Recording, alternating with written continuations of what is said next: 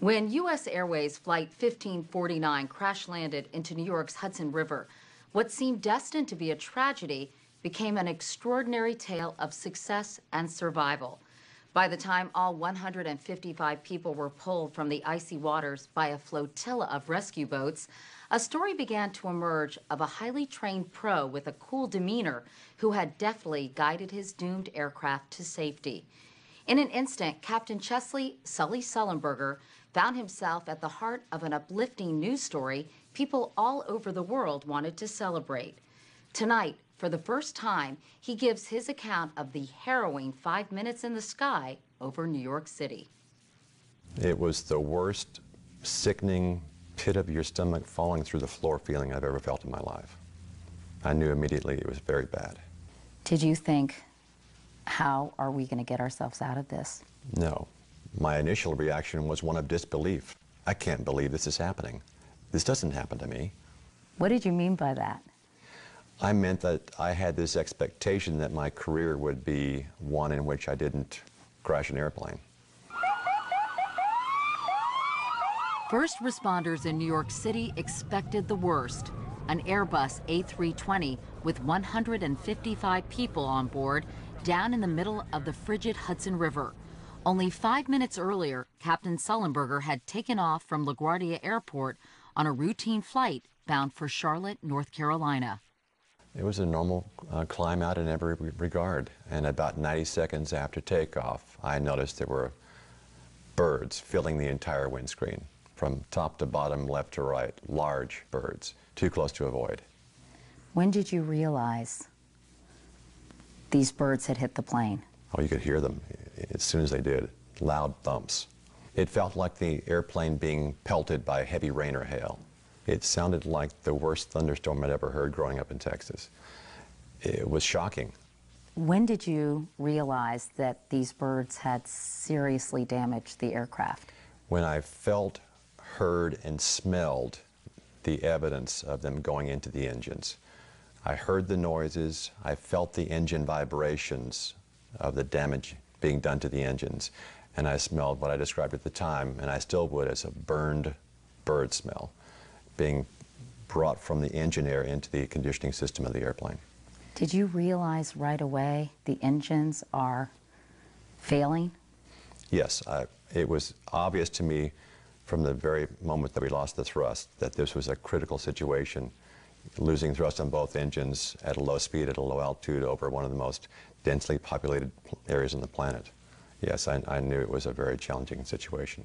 What did the aircraft itself do? It was almost a complete loss of forward momentum. The airplane stopped climbing and going forward and began to rapidly slow down. That's when I knew I had to take control of the airplane. How did you do that? I put my hand on the side stick and I said the protocol for transfer of control, my aircraft, and the first officer, Jeff, immediately answered, your aircraft. So you took control of the plane. The engines have stopped working. How do you fly a plane like that? You glide it.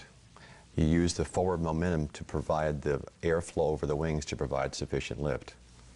What went through your head? I knew immediately that this, unlike every other flight I'd had for 42 years, was probably not going to end with the airplane undamaged on a runway.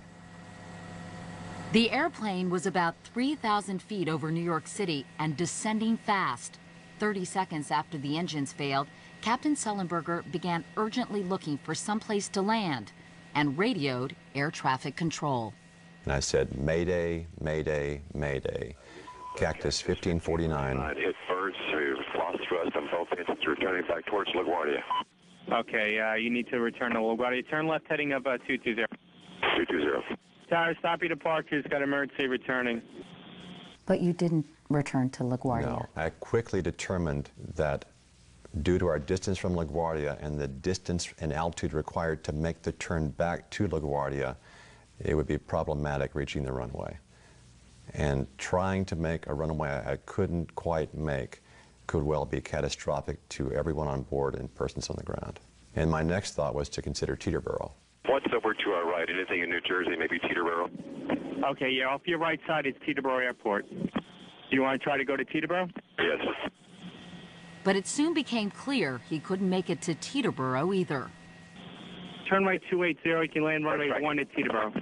We can't do it. The only viable alternative, the only level, smooth place sufficiently large to land an airliner was the river. Was it in your sight? It was right to my left. You contacted air traffic control again, didn't you? Yes. I said we're going in the Hudson.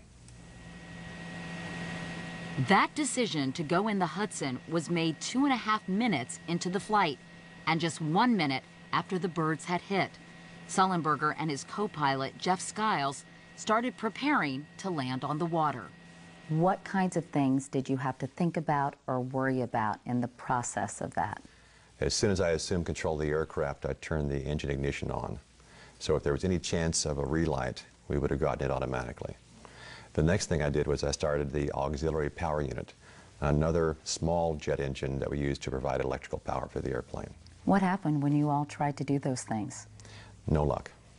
I mean, I got the AP running, I turned the ignition on, but still no usable thrust. We were descending rapidly toward the water. So you were going fast toward the earth. Yes, the water was coming up at us fast. Do you think about the passengers at that moment? Not specifically. I mean, more abstractly, perhaps. I mean, I knew I had to solve this problem. I knew I had to find a way out of this box I found myself in. Did you at any point pray? I would imagine somebody in back was taking care of that for me while I was flying the airplane. About 155 people? I think my focus at that point was so intensely on the landing.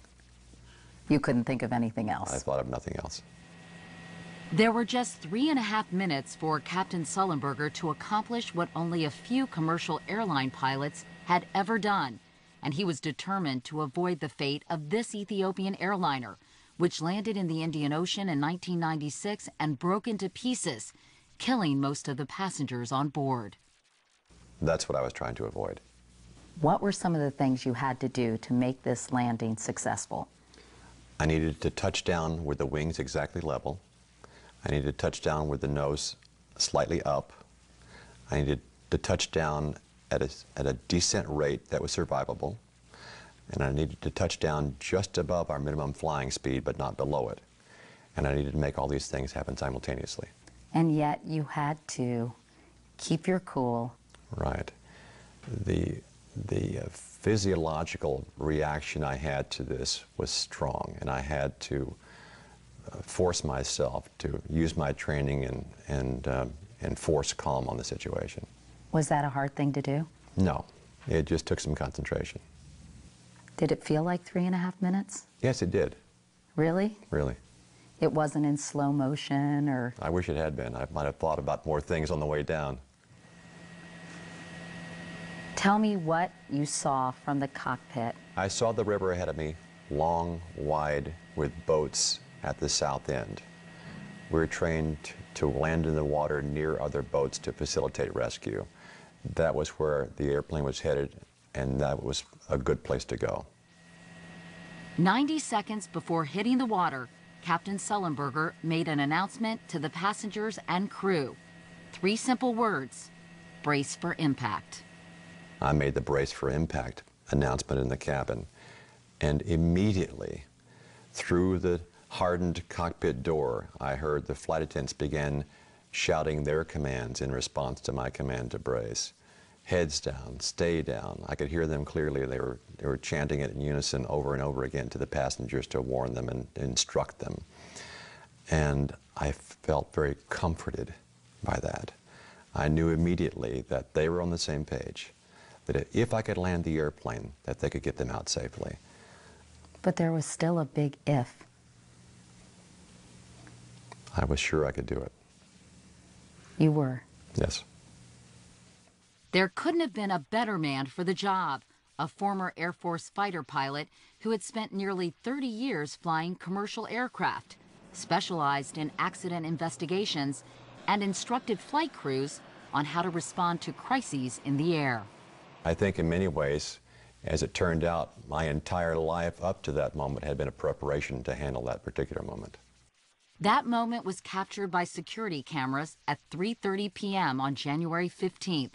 Flight 1549 approached the waterline and then landed in the river. Hitting the water is hard. It was a hard landing. And then we scooted along the surface for some point, and then at some point the nose finally did come down as the speed decreased, and then we turned slightly to the left and stopped. When you landed, you and the first officer looked at each other. And we said, well, that wasn't as bad as I thought. And then we quickly began doing our duties. He was running the evacuation checklist while I opened the door and commanded evacuate. Did you give yourself even a few seconds, though, to acknowledge that you had averted disaster? No, because I hadn't quite yet. And I had business to attend to. I had a job to do.